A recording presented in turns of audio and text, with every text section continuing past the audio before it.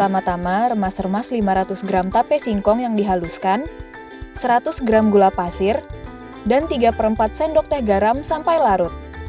Tambahkan 3 butir telur kocok lepas lalu aduk rata. Masukkan 50 gram tepung terigu protein sedang sambil diayak dan diaduk rata. Tambahkan 150 ml santan dari setengah butir kelapa dan 100 gram margarin leleh, aduk rata, lalu masukkan 50 gram almond, kemudian aduk rata kembali. Tuang di dalam loyang 20 x 20 x 4 yang dioles margarin dan dialas kertas roti. Tabur almond, kemudian oven dengan api bawah suhu 180 derajat Celcius selama 25 menit, oleskan 1 kuning telur, dan oven lagi 10 menit sampai matang.